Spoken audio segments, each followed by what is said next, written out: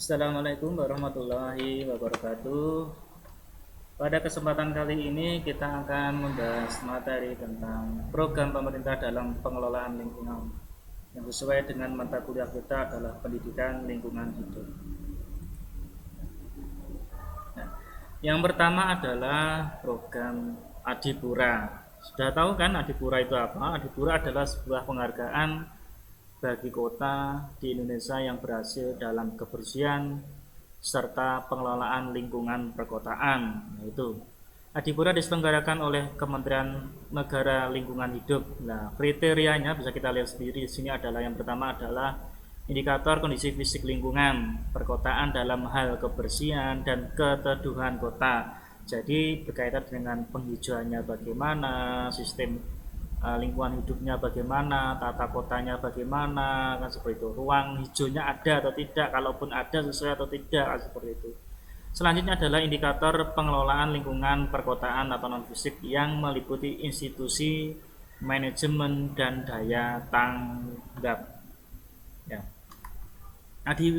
Adiwiyata adalah atau tujuannya merupakan program untuk menciptakan kondisi yang baik bagi sekolah untuk menjaga tempat pembelajaran, penyadaran warga sekolah sehingga di kemudian hari warga sekolah tersebut dapat turut bertanggung jawab dalam upaya-upaya penyelamatan lingkungan hidup dan pembangunan berkelanjutan.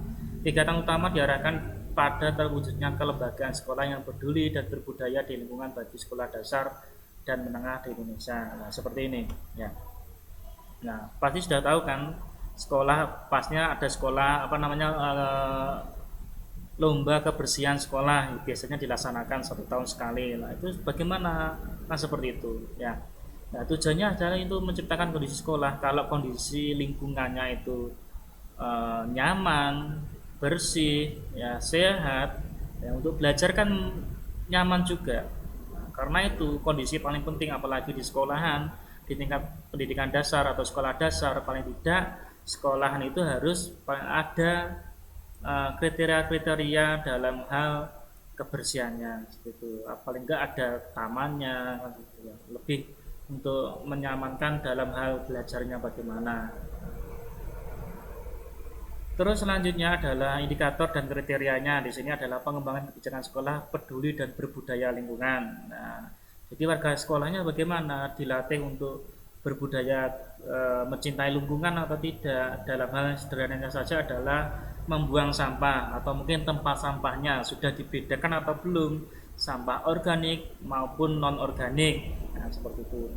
Jadi ada pemisahan sampah. Jadi anak-anak itu lebih dididik dari dini pemisahan sampah yang organik itu bagaimana, manfaatnya untuk apa, caranya bagaimana, kan seperti itu. Caranya untuk memaksimalkan sampah yang bisa digunakan kembali bagaimana, gitu, seperti itu.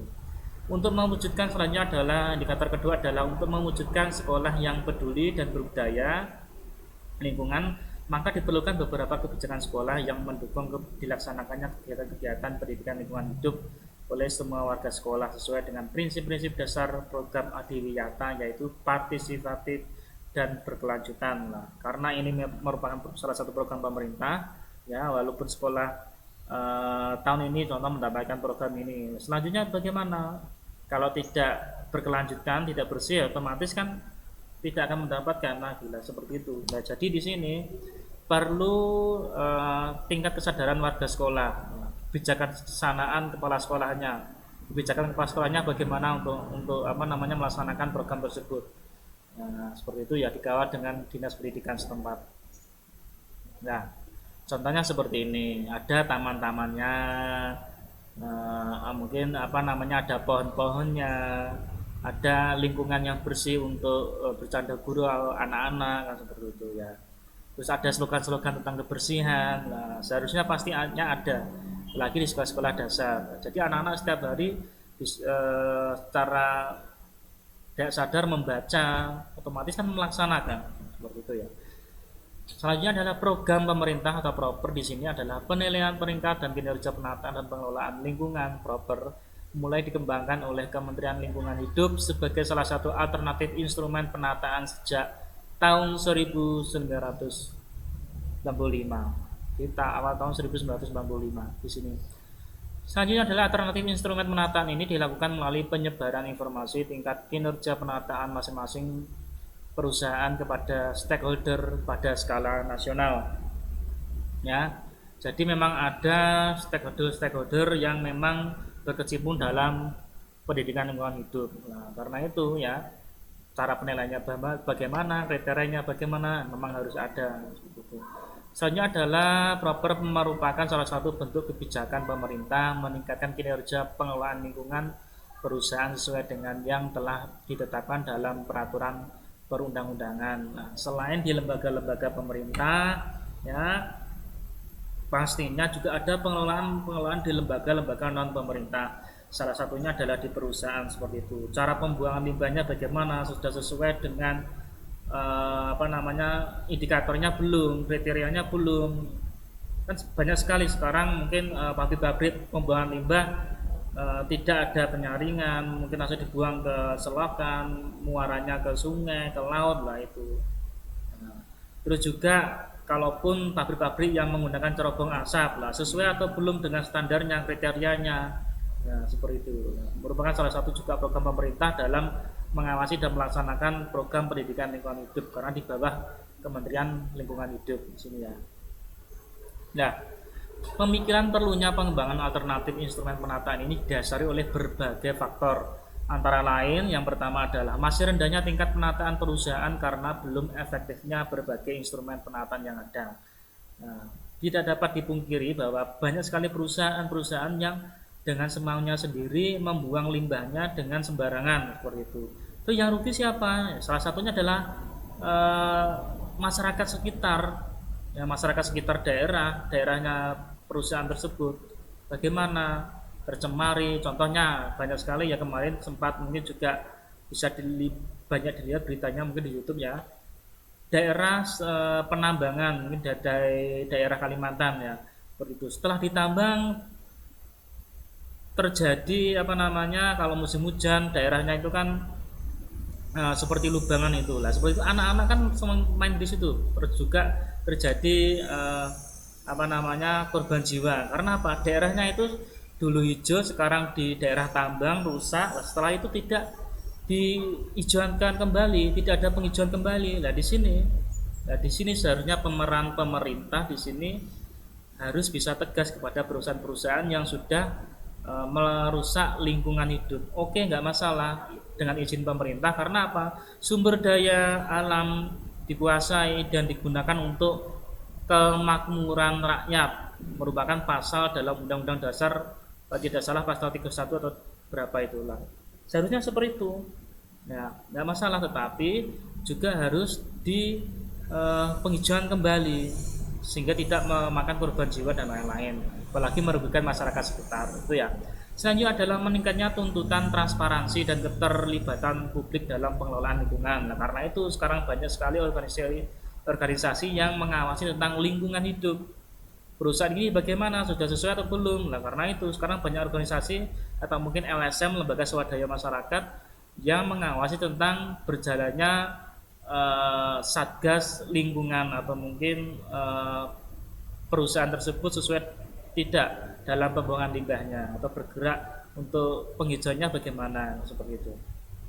Selanjutnya adalah adanya kebutuhan insentif terhadap upaya pengelolaan lingkungan dilakukan oleh perusahaan demi menciptakan nilai tambah pengelolaan lingkungan. Nah, karena itu memang ada beberapa perusahaan-perusahaan yang harus ada nilai plusnya, insentifnya untuk pengelolaan lingkungan. Salah satunya tadi adalah penghijauan ya. Hijauan kembali setelah dikeruk hasil buminya, terus penghijauannya bagaimana, insentif untuk pengelolaan lingkungannya bagaimana. Nah, itu yang mengatur adalah pemerintah di sini. Selanjutnya adalah adanya potensi peningkatan kinerja penataan melalui penyebaran informasi, apalagi sekarang berkembangnya media sosial, berkembangnya era teknologi, ada sedikit saja informasi pasti bisa disebarluaskan dengan mudah, seperti itu ya. Nah, pelaksanaan program pemerintah ini bertujuan salah satunya adalah meningkatkan penataan perusahaan terhadap pengelolaan lingkungan, apalagi lingkungan hidup, menyangkut hajat hidup orang banyak gitu. Terus meningkatkan komitmen para stakeholder dalam upaya pelestarian lingkungan, meningkatkan kinerja pengelolaan lingkungan secara berkelanjutan, meningkatkan kesadaran para pelaku usaha untuk menaati peraturan perundang-undangan di bidang lingkungan hidup, mendorong penerapan prinsip reduce, reuse, dan recycle dan recovery 4R dalam pengelolaan limbah. Nah, di sini hal yang sederhana saja, mungkin di daerah kalian ada ternak atau mungkin peternak sapi ya, atau peternak kambing atau apalah itu bagaimana, nah, seperti itu ya, dalam dalam tanda kutip bagaimana limbahnya, kotorannya bagaimana, seharusnya kan dikelola bisa untuk pupuk atau untuk pupuk kandang seperti itu, tetapi banyak sekali rendahnya tingkat kesadaran masyarakat yang sekarang itu perlu digugah kembali kan, seperti itu. Karena apa? Dengan keadaan seperti itu yang dirugikan siapa? Ya masyarakat sekitarnya, ya kan? Ya, apalagi mungkin di sekitar ada pabrik tahu, ya sederhana saja. Pabrik tahu itu kan kalau tetangga-tetangganya baunya seperti apa? Apalagi limbahnya dibuang ke sungai. Ya, iya, iya kan? Ya, seperti itu. Apalagi seperti itu kan bisa dirasakan sendiri apabila mungkin di dekat-dekatnya ada pengelolaan limbah yang kurang baik. Nah, yang dirugikan adalah masyarakat sekitarnya sendiri itu. Nah, karena itu peran masyarakat di sini, ya peran masyarakat dan pemerintah di sini tujuannya adalah menyadarkan masyarakat tadi kembali dengan mendorong penerapan prinsip 4R tadi. Ya.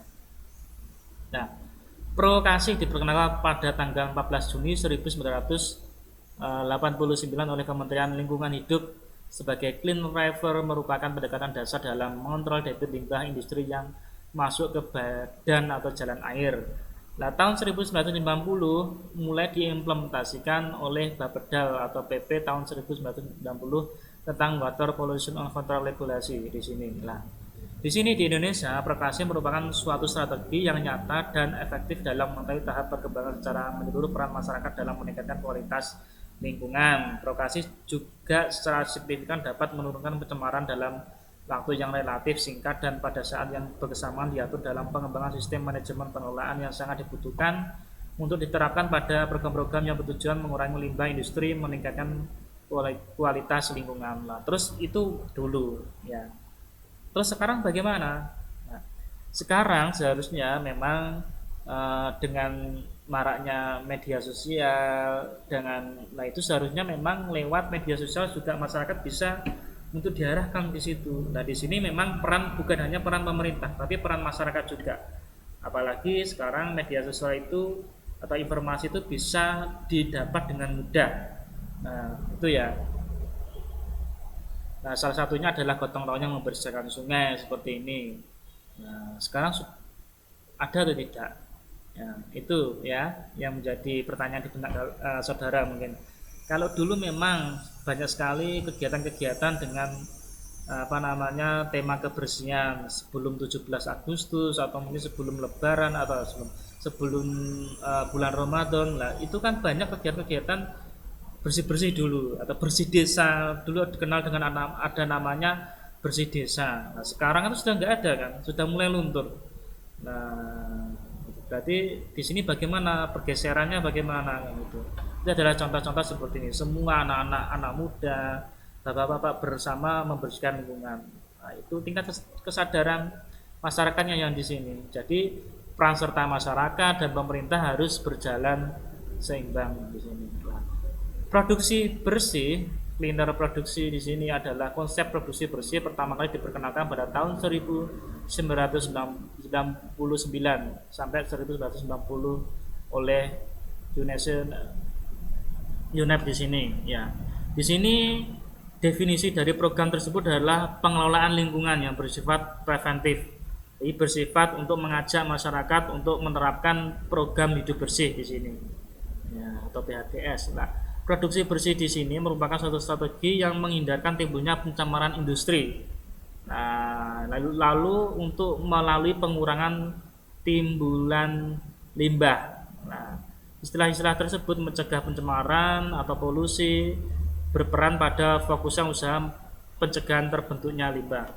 Nah, peran masyarakat juga harus di sini juga harus sangat penting sekali. Apabila ada perusahaan, pabrik dan lain sebagainya yang mengeluarkan limbah sembarangan itu bagaimana perannya kan seperti itu. Bisa melaporkan pihak berwenang, melaporkan ke Satgas lingkungan hidup. Nah, seharusnya seperti itu. Tetapi di sini juga harus pemeran pemerintah juga harus berjalan seimbang tadi. Kalau dilapori bagaimana seharusnya? Nah, di sini ya. Nah, tujuannya tadi adalah peningkatan efisiensi sistem produksi, berkurangnya toksisitas bahan baku dan bahan pembantu, tata laksana operasi yang lebih baik dan lain sebagainya di sini. Oke. Ya, di sini prinsip prioritas pengelolaan yang dapat diterapkan oleh pihak agroindustri salah satunya adalah prinsip pencegahan pencemaran, prinsip pengendalian pencemaran dan prinsip remediasi. Nah, di sini ketiga prinsip ini harus dilaksanakan diterapkan oleh agroindustri. Nah, jadi pencemaran itu seminimal mungkin agar ditekan bagaimana.